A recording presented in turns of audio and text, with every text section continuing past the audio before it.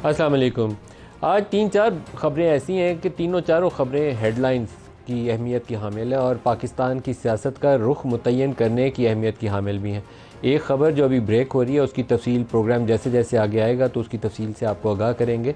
Dubai unlocked के नाम से कुछ इंटरनेशनली कुछ डेटा लीक किया गया है और उस डेटा लीक के मुताबिक जो प्रॉपर्टीज़ पाकिस्तानीज़ की हैं दुबई के अंदर और जो बहुत सारे दुनिया के इन्फ्लुएंशियल पावरफुल एलीट है उसकी जो प्रॉपर्टीज़ हैं दुबई के अंदर उसकी तफसील जारी की जा रही है। अभी थोड़ी देर में उसकी तफसील आ जाएंगी और हमारी इत्तला यह है कि उसमें पाकिस्तानी पावरफुल एलीट जिसमें हो सकता है कुछ रिटायर्ड और सर्विंग ऑफिसर्स भी हों और पॉलिटिशियंस भी हों और ब्यूरोक्रेट्स भी हों, उनकी जायदादों की तफसील भी सामने आने का इम्कान मौजूद है। 400 अरब डॉलर के करीब जायदाद का ऐसा सुराग है जो एक वेबसाइट है जिसका नाम है organised crime and corruption reporting project. इसकी वसातत से ये डाटा लीक किया जा रहा है। जैसे इसकी तफसील हमारे पास मज़ीद आती है तो आपसे शेयर करेंगे। आज से चंद साल पहले जब पनामा लीक्स के नाम से, पनामा पेपर्स के नाम से एक बहुत बड़ी लीक सामने आई थी जिसमें पाकिस्तानियों की जो बाहर छुपाई गई जायदादें थी उनकी कुछ तफसील सामने आई, शरीफ फैमिली की तफसील सामने आई, जिसके नतीजे में नवाज़ शरीफ को और उनकी साहबजादी को सज़ा भी हुई। बाद में अब सारा केसेस बरी कर दिया गया, लेकिन वो मेफेयर अपार्टमेंट की मलकियत अभी भी शरीफ फैमिली के पास है। 444 लोगों के नाम आए थे और उस वक्त भी ये सवाल उठा था कि इसकी तहकीक करनी चाहिए कि इन लोगों ने क्या ये टैक्स पेड मनी है, टैक्स एवेडेड मनी है या करप्शन का पैसा है या ये प्रोसीड्स ऑफ क्राइम है, ये कैसे पैसा वहाँ सारों का गया, लेकिन इसके ऊपर कोई कम्प्रीहेंसिव तफसील नहीं हुई। सुप्रीम कोर्ट के सामने भी केसेस आए जिसमें मुकदमात आए और मुकदमात के नतीजे में वहाँ सवाल उठा कि पाकिस्तान से पैसा बाहर कैसे गया। तो साकिब निसार की सरबराही में एक केस चल रहा था जिसके अंदर FIA वालों ने कहा कि उनके पास कुछ ऐसी डिटेल्स हैं कि 150 बिलियन डॉलर्स के करीब पाकिस्तानियों की जायदादें दुबई के अंदर उनके पास तफसील मौजूद है। 150 बिलियन डॉलर, मुझे मालूम नहीं है कि ये रकम उन्होंने कैसे अखज़ की और उसके बाद उसके ऊपर तहकीकात क्या की। आज 5-6 साल के बाद दोबारा एक डाटा लीक सामने आ रही है। उस डाटा लीक के अंदर दोबारा सवाल हमारे सामने यही है कि जिन पाकिस्तानियों के नाम सामने आएंगे उसके ऊपर तहकीक का तरीक़ाकार क्या होगा। ये जैसे तफसील आती है तो इसके साथ आप इसे शेयर करते हैं। दूसरी जो बड़ी खबर है, सुप्रीम कोर्ट के सामने नैब तरमीम, करप्शन का जिक्र कर रहे हैं तो नैब पाकिस्तान में करप्शन ख़त्म करने के लिए बनाया गया था, लेकिन मुझे लगता है ये पॉलिटिकल इंजीनियरिंग और करप्शन की राह हमवार करने या करप्शन को जायज़ करार देने के मुख्तलिफ तरीके दरियाफ्त करने के लिए नैब वक्तन फ़ौक्तन इस्तेमाल होता रहा।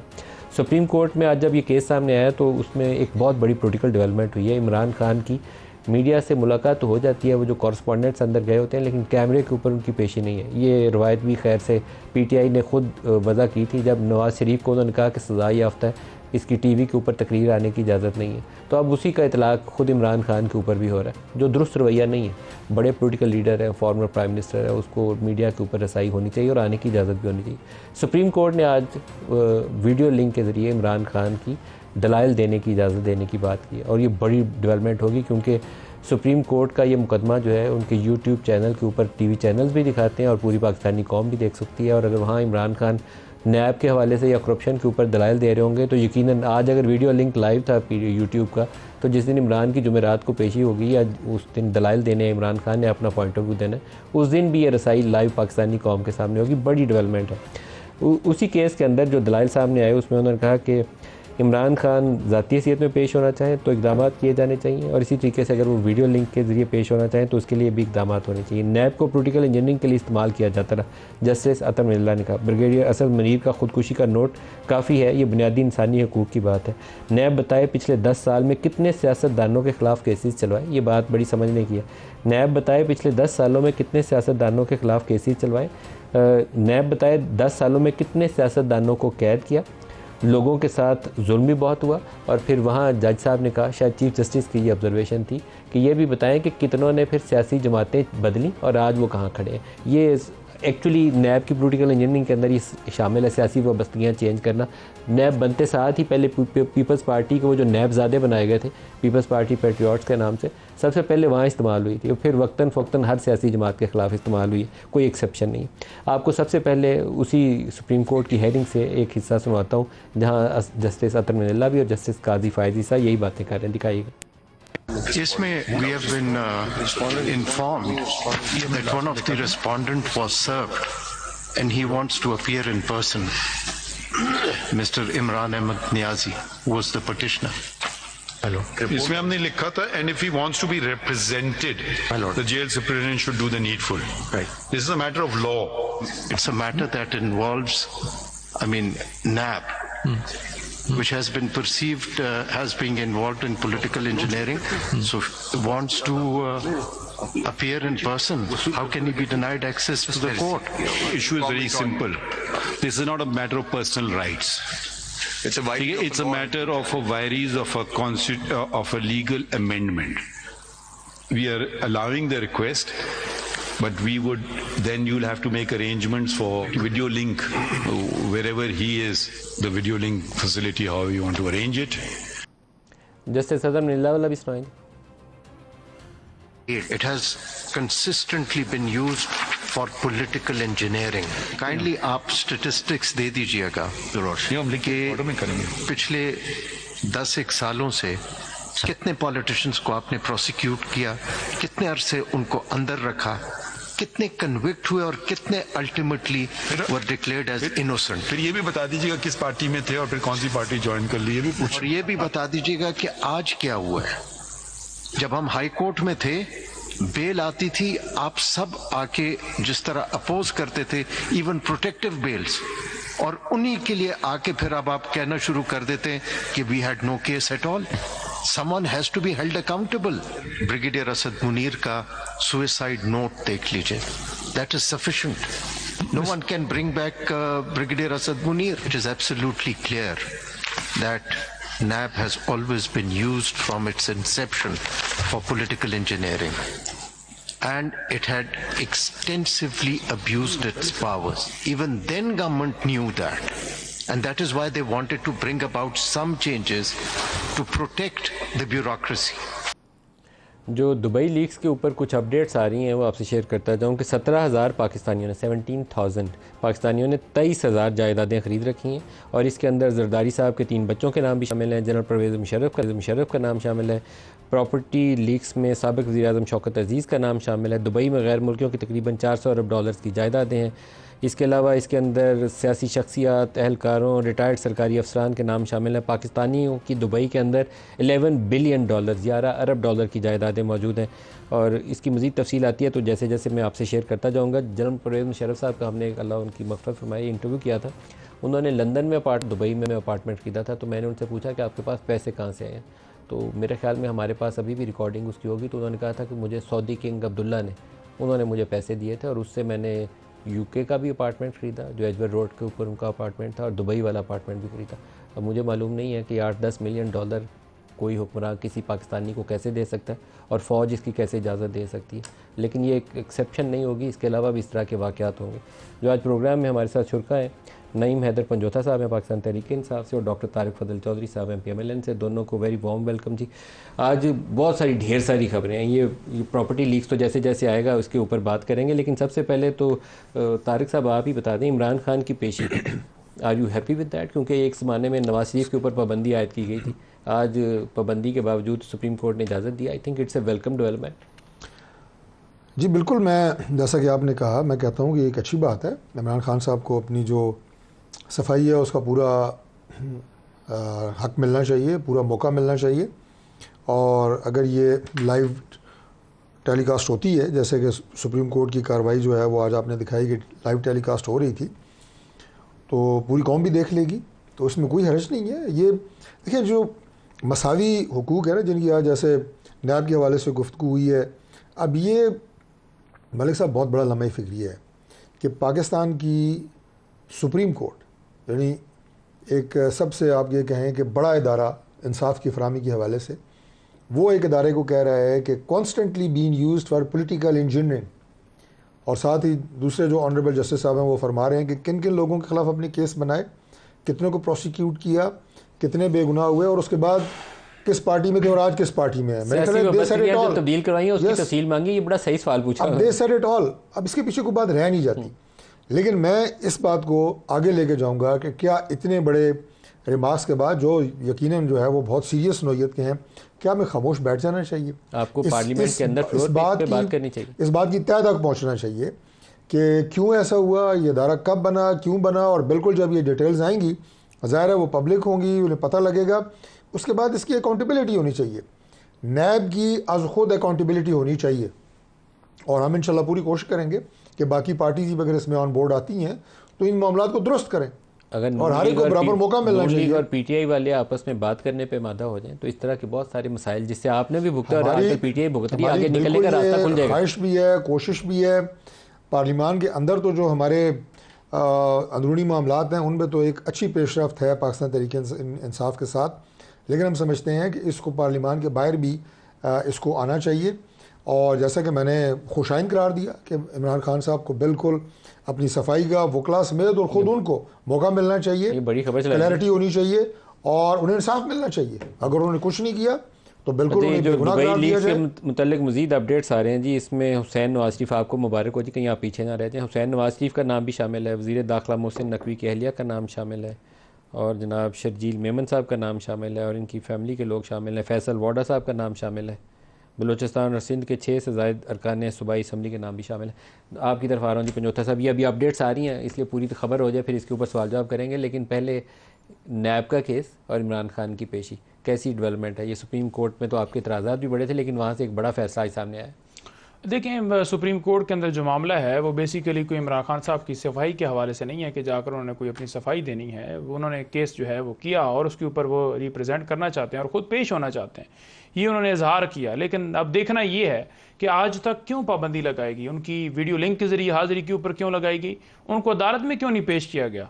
यहाँ पर मामला ये है कि अगर अदालत में पेश करना है तो सिक्योरिटी के मामलात जो हैं वो जितने भी हैं वो सारे मौजूदा हुकूमत ने करने होते हैं और स्टेट का काम है कि सिक्योरिटी प्रोवाइड करना। जहाँ पर नवाज शरीफ साहब जनाब पेश हों वहाँ पर प्रोटोकॉल भी हासिल हैं और सारा कुछ हो रहा है, लेकिन यहाँ खान साहब को जो है वो सिक्योरिटी नहीं दी गई और सिक्योरिटी के बहाने बनाए गए, क्योंकि ये चाहते नहीं थे कि किसी तरह से खान साहब मंजर आम पर आए, उनकी तस्वीर ना आए, उनकी तकरीर ना आए, उनकी वीडियो ना आए, उनकी कोई चीज़ ना आए। देखें, बात यह है कि यहाँ पर अगर वीडियो लिंक के जरिए भी हाजिरी की बात की जाती है ना तो नहीं वीडियो लिंक के जरिए पेश किया जाता, वो क्यों नहीं किया जाता, उसकी क्या वजह है और उससे नुकसान क्या? और उससे नुकसान ये हो रहा है कि 1 साल से खान साहब के केसेस पेंडिंग है और वो डिसाइड नहीं हो रहे क्योंकि वीडियो लिंक के ऊपर अपीयरेंस के ऊपर क्यों पाबंदी लगाई थी?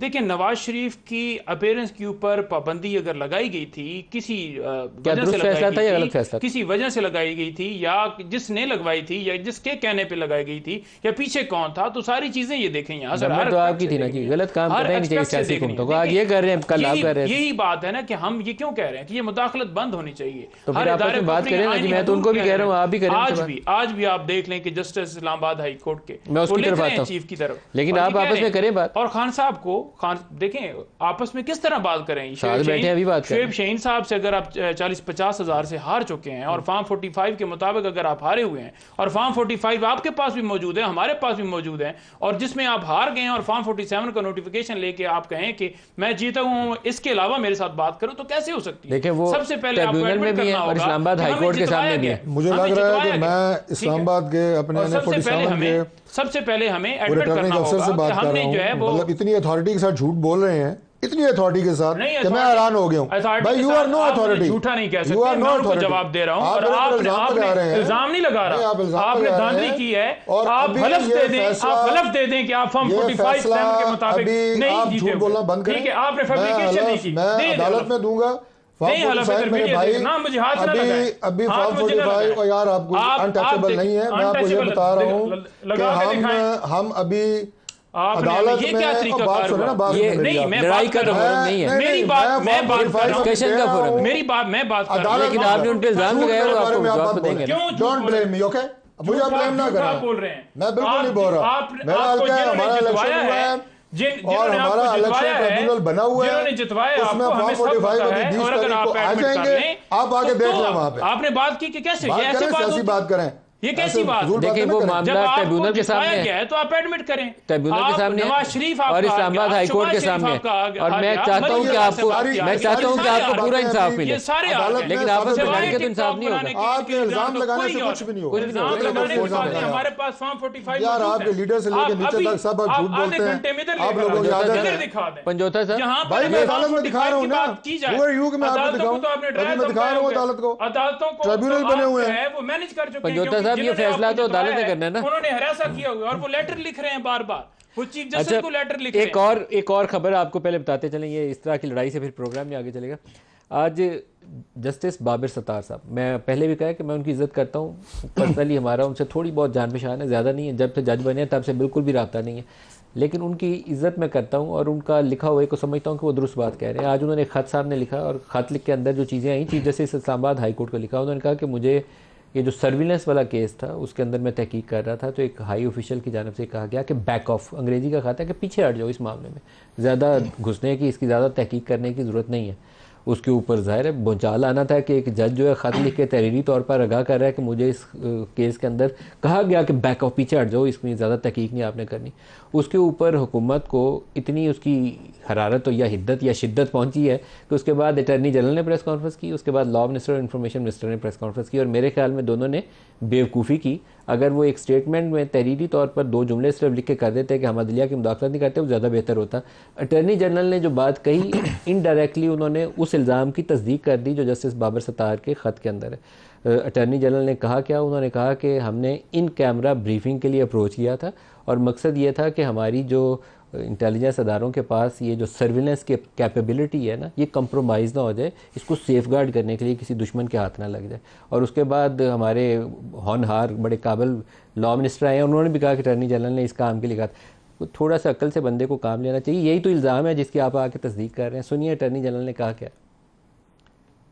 कुछ हसास मामलात होते हैं जहां पे रियासत के मुख्तलिफ इदारों की आपस में एक कम्युनिकेशन ज़रूरी होती है। इस केस के भी हवाले से ये रिक्वेस्ट की गई थी कि सर्विलेंस है या ये बाकी चीज़ें हैं जो मुल्क की दिफा, चाहे बैरूनी हो या अंदरूनी हो, उस पे जो भी ब्रीफिंग है वो इन कैमरा कर दी जाए और वो ताकि वो एक पब्लिक डोमेन में ना जाए। सो वो एक कम्युनिकेशन जरूर हुई। बदकिस्मती इसमें ये हो गई, तासुर गया कि केस का फैसला किसी एक रुख पर कर दिया जाए, ऐसा नहीं था।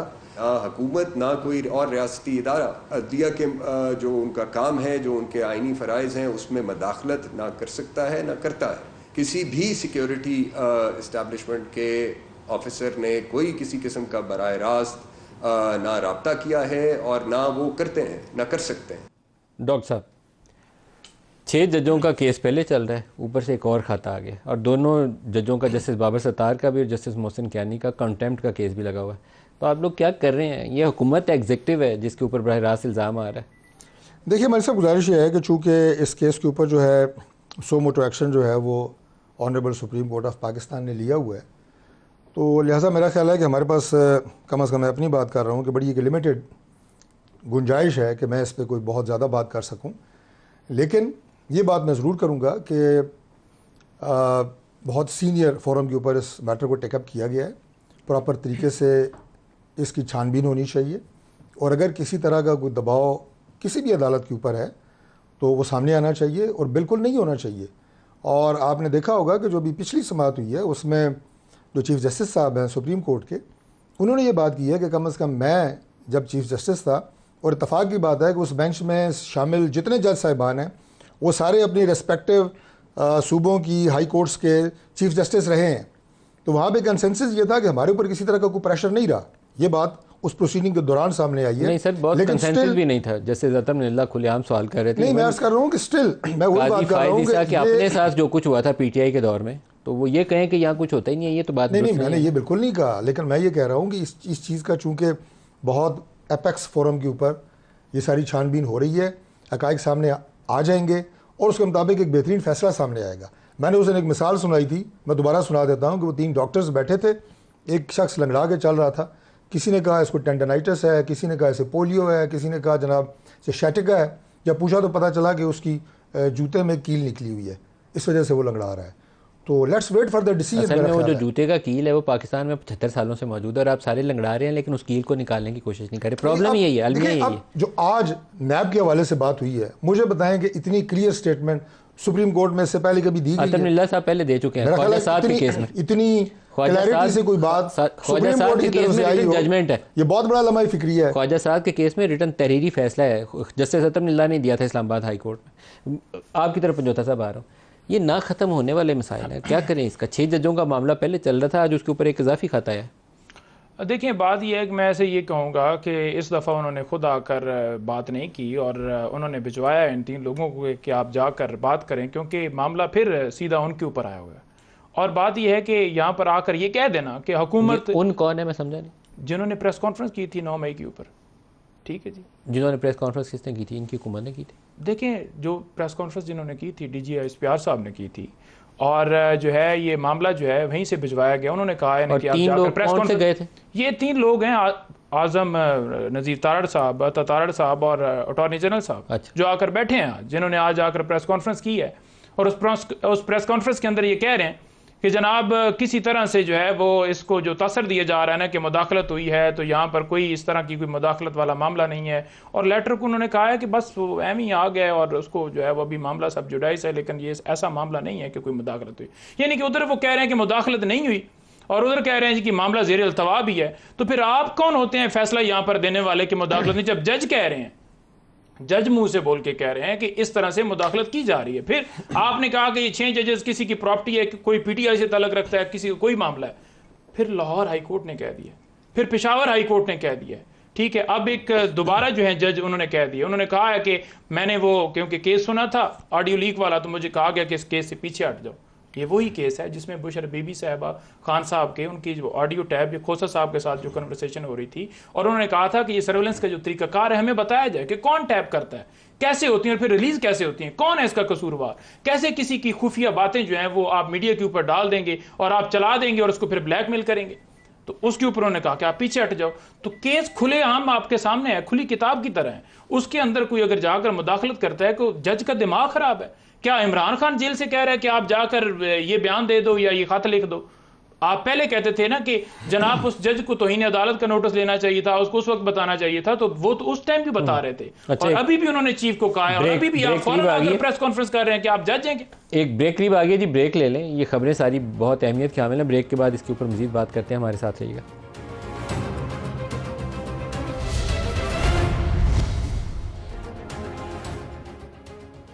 प्रोग्राम में दोबारा खुशामदीद कहते हैं।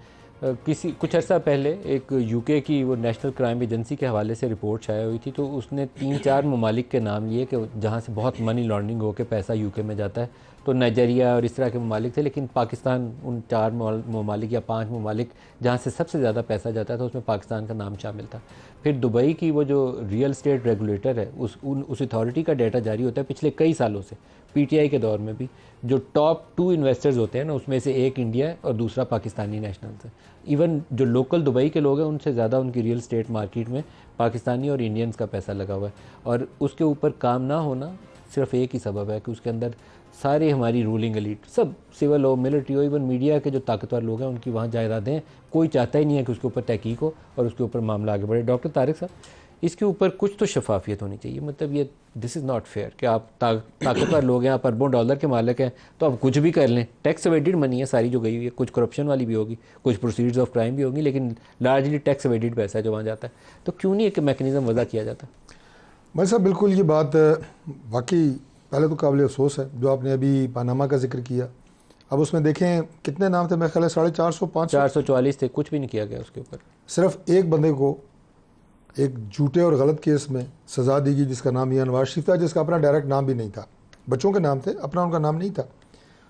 अब भी ये जो सारे नाम सामने आ रहे हैं, मैं बिल्कुल इस बात की तायद करता हूं अभी कंफर्म नाम नहीं है, अगर अभी हम उठा के दे रहे हैं, अभी फहरिस्त आ जाए सामने। किसी एक की बात मैं नहीं कर रहा, मैं कह रहा हूँ जितने भी नाम आते हैं, वो चाहे सियासतदानों के हों, चाहे वो ब्यूरोक्रेट्स के हों, किसी के भी हों, एक ऐसा मैकेनिज़्म बाहर सूरत ड्रॉ करने की ज़रूरत है कि इसकी अकाउंटेबिलिटी हो कि ये पैसा ये लोग कैसे पाकिस्तान से बाहर लेके गए। आपको रगड़ा लगा, लेकिन आपको चाहिए नहीं कि इसके ऊपर। अभी मिसाल के तौर पे अगर किसी पॉलिटिशियन का नाम आता है इसमें आएगा, अगर किसी का आता है, सबसे पहले तो ये कि अगर उसने पाकिस्तान में जो अपने असासे ज़ाहिर किए हैं इलेक्शन कमीशन ऑफ पाकिस्तान में, अगर वहाँ पे ज़ाहिर नहीं किए तो सीधा सीधा डिस्क्वालीफाई होता है। नहीं, असासों में ज़ाहिर किया हो तो फिर भी आपको उससे पूछना चाहिए कि तेरे पास इतनी आमदन के ज़राए हैं कि ये प्रॉपर्टी खरीद सके। ये तो सेकंड फेज़ पे है ना, तो टेक्निकली तो जो इस वक्त मेंबर ऑफ द पार्लियामेंट है वो तो सीधा सीधा उसकी ज़ात में आएगा उस क्लॉज की। फिर ये कि FBI को चाहिए कि वो सारे रूट को ट्रेस करे कि किस रूट से पैसा गया है, टैक्स दिया गया है नहीं दिया गया, अगर कोई बिजनेसमैन भी है और उसने अपने एसेट्स में दिखाया हुआ है कि मेरे एहसास से बाहर हैं, तो गुड एनफ, इसका मतलब है उसने यहाँ पे भी टैक्स दिया होगा, पैसा बाहर लेके गया होगा। इसके ऊपर काम करने का एक तरीका है, IMF कमीशन पाकिस्तान आना है तो मैं उनसे दरख्वास्त करके मिलता हूँ और उनको कहता हूँ कि पाकिस्तानियों का पैसा यहाँ जाके लग रहा है, तो आप इसके ऊपर कुछ शर्त आयद करें कि ताकि हम इस पर भी कायम करें।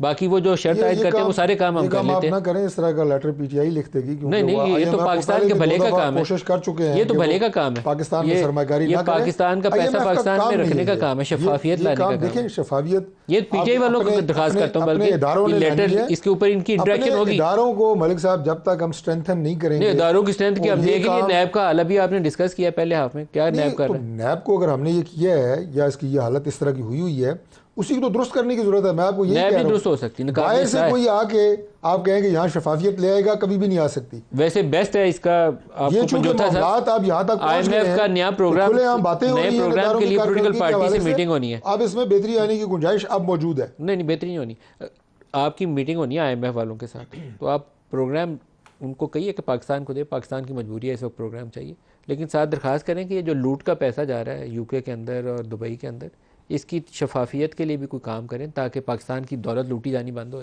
नदीम मलिक साहब, आपने बड़ा अच्छा जो है वो सवाल उठाया है, और यही सवाल जो है पहले हमने भी रखा था कि जिस तरह से मुल्क के अंदर इलेक्शन हुए हैं उसकी शफाफियत के ऊपर सवाल उठे हैं, और जो शफाफियत कायम नहीं हुई, जो हमने आपसे मुलाकात हुई थी ज़मान पार्क में खान साहब की, तो उसके अंदर ये बात तय हुई थी कि मुल्क के अंदर साफ और शफाफ इलेक्शन जो है वो करवाए जाएंगे। देखें, आपने IMF की डोमेन इलेक्शन नहीं है, लेकिन जिसकी डोमेन इमरान से IMF मिलने जाए और इमरान को कहे कि इकोनॉमी के अंदर ट्रांसपेरेंसी लाएं तो इट मेक्स सेंस, लेकिन इमरान कहे कि मेरा इलेक्शन सही हुआ तो ये does not make any sense. नहीं, कैसे सेंस बनती है मैं आपको क्लियर करता हूं। आप मुल्क के अंदर जो है वो कर्जा किस लिए लेते हैं कि आपके मुल्क के अंदर जो है वो माशी इस्तेकाम है।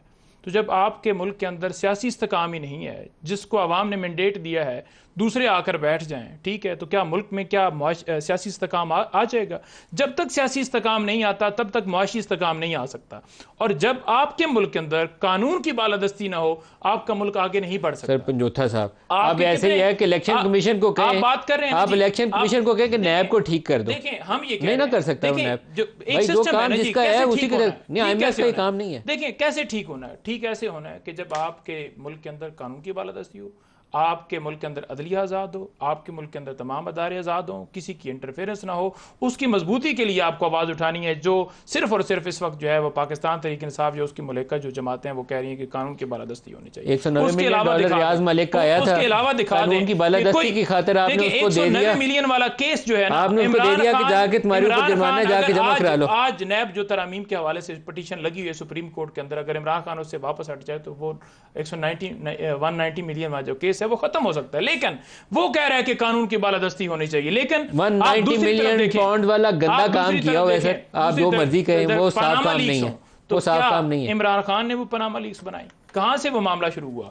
और ये भी 190 मिलियन पाउंड रियाज मलिक को क्यों दिया? कह देना कि ये बरी उज़ेमा हो गए। आज सुप्रीम कोर्ट ने कहा 190 मिलियन पाउंड रियाज मलिक को क्यों दिया? आज सुप्रीम कोर्ट कह रही थी कि मैं हाई कोर्ट में सर 190 मिलियन पाउंड रियाज मलिक को क्यों दिया वापस?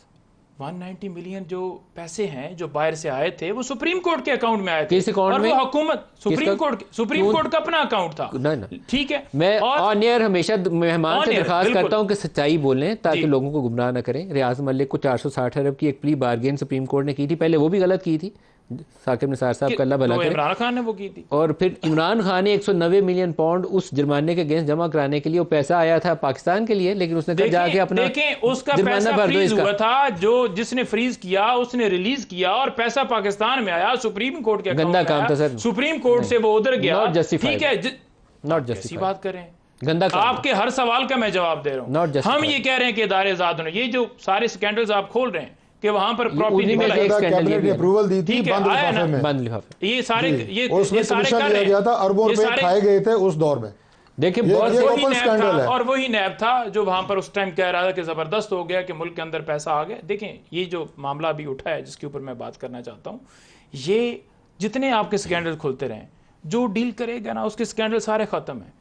जो बात करेगा वो गद्दार है, वो मुल्क दुश्मन है, उसकी प्रॉपर्टियाँ हैं, उसके जदादें हैं, उसके कारोबार हैं, वो बिल्कुल जो है वो इस मुल्क का जो है वो बासी नहीं है, उसको मुल्क से मोहब्बत नहीं है। ये स्कैंडल्स का क्या बनेगा?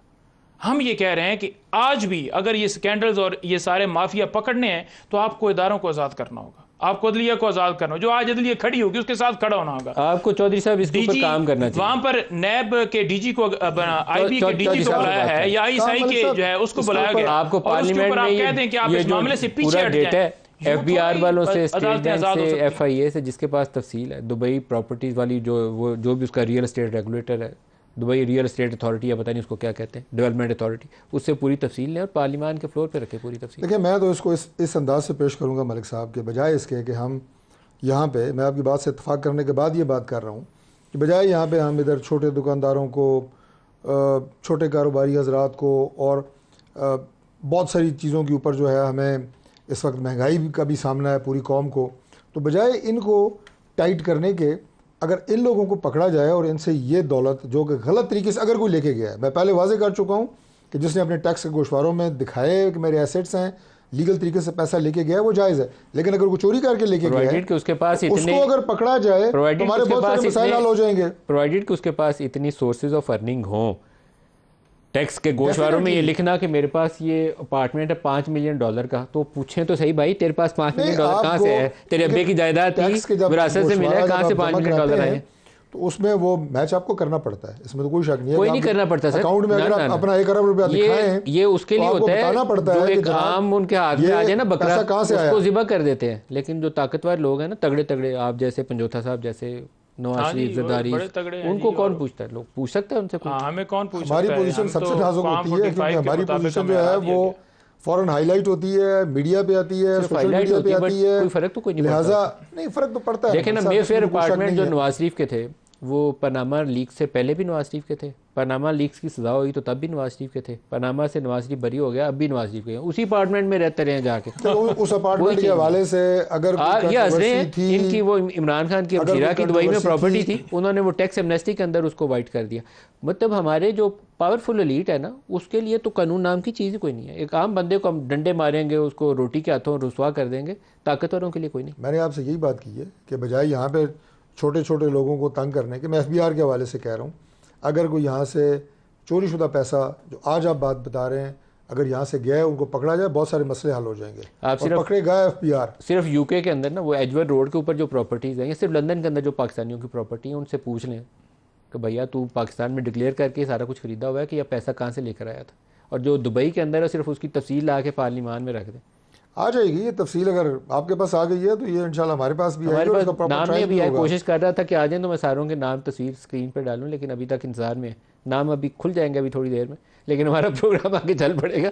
आपको पंजोता साहब इस पर काम करना चाहिए, सारा दिन लड़ाई झगड़ने में लगे रहते हैं, कोई सही काम करें, लिस्ट निकाल लें, अपने पार्लियामेंटेरियंस को दें, हमें जेलों में डाल दिए गए हैं, हमारे ऊपर मुकदमात बना दिए गए हैं, हमें जलसे की इजाजत नहीं है, हमें जुलूस की इजाजत नहीं है, ट्विटर के ऊपर पाबंदी है, स्पीच के ऊपर पाबंदी है, हमारी तस्वीर नहीं दिखाई जा सकती। मुल्क के अंदर अगर कोई फ़लस्तीन के लिए एहतजाज करता है, उठा लिया जाता है। अगर कोई AJK के अंदर जो है शहादतें हो रही हैं या वहाँ पर तशद्दुद हो रहा है, उसके ऊपर अगर कोई पाकिस्तान तरीके इंसाफ का रहनुमा बोलता है तो वो कहा जाता है कि ये कि इंतशारी टोला, इन्होंने कहा है जाकर जी देते हैं। मुल्क के अंदर आप जो मसाइल है उसके ऊपर आप तवज्जो देने की जगह के ऊपर कि आज लोग बिजली के बिल नहीं अदा कर पा रहे, आज महंगाई की सूरत हाल ये है कि लोग फीस नहीं बच्चों की अदा कर पा रहे, उसको आप बेहतर करें कि मुल्क के अंदर इकॉनमी कैसे बेहतर, मुल्क कैसे आगे जाए। आप उल्टा डाल रहे हैं कि ये इंतशारी टोला है, ये बात क्यों कर रहे हैं? आपने तो फिर आप जो है अपने लोगों को, आप अपने लोगों के ऊपर फ़लस्तीन के लिए कहीं एहतजाज करने गए?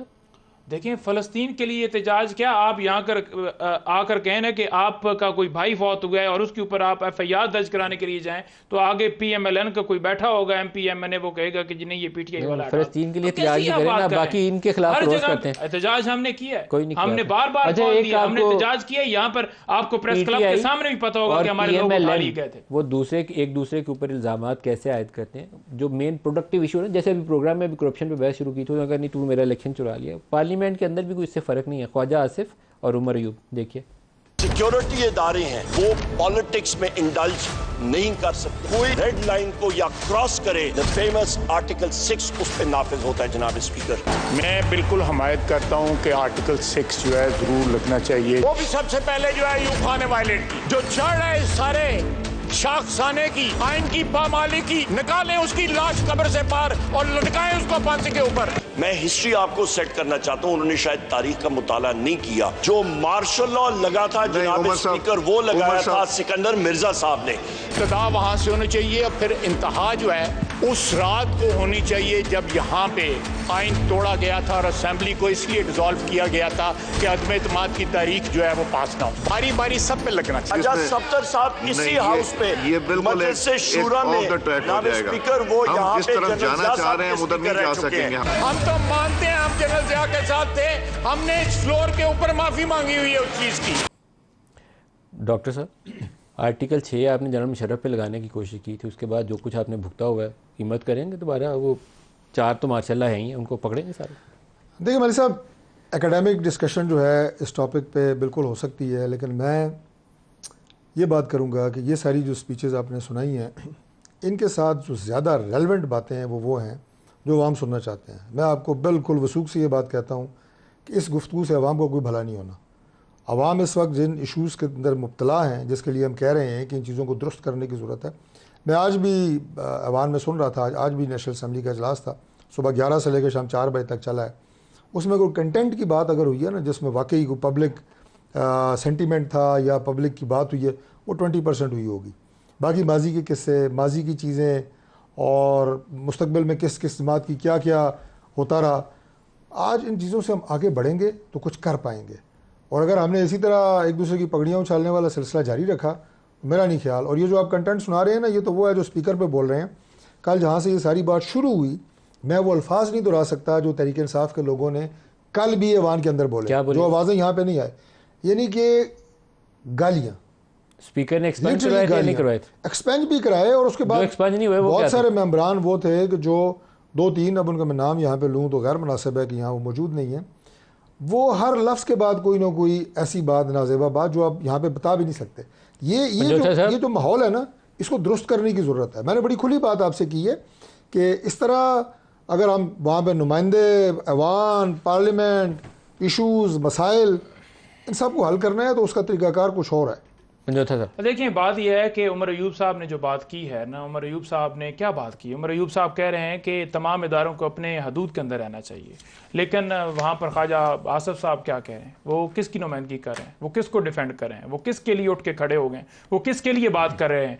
और उनको डिफेंड करते करते वो कह रहे हैं कि आप अपने जो है आपके बाप को जो है वो कब्र से निकाल कर उनके ऊपर जो है दादा को, ठीक है, ये क्या तरीका है? नहीं तो जिनको उमर अयूब ने कहा कि मोहम्मद अली जना ने नहीं, देखिए तोड़ने वालों में जनरल अयूब उन्होंने बताया ना कि सिकंदर खान ने वो स्टार्ट किया था, वो बताया जनरल अयूब ने क्या उसको दोबारा दुरुस्त कर दिया था। लेकिन बात देखें, 56 का आइन खत्म करके 62 का दूसरा आइन ले आए थे, पार्लिमानी निजाम को उलट कर दिया था, माफी मांगी, फातिमा जनाब ऊपर जो कुछ कहा था व्हाट्सएप किया जनरल बाजवा, आपने धरना कमीशन जो स्टार्ट करवाया था, तो वो कहें ना जनाब चीफ साहब को बुलाएं, फैज साहब को, और शुरू करें उसके ऊपर सारी कार्रवाई। वो है ना कार्रवाई।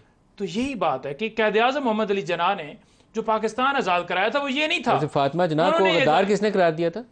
इमरान खान ने किया था। किसने किया था? नाम तो बता दें उसका। बात ये किसने कहा था? नहीं, मैंने कहा इमरान खान ने किया था। डाल देना उसके ऊपर कि इमरान खान की बात कर रहे हैं। जनरल अयूब ने कहा था। जी जी, ठीक है, बात ये है। इस पे तो लड़ाई लड़नी नहीं चाहिए। ये हकायक है। जिसने फातिमा जना या क़ायद-ए-आज़म के लिए कुछ कहा, उसके लिए कोई मैंने ये बात डॉक्टर तारिक फजल चौधरी साहब दोनों का बहुत शुक्रिया। आज के लिए इतना ही, इजाज़त दीजिए। अल्लाह हाफ़िज़।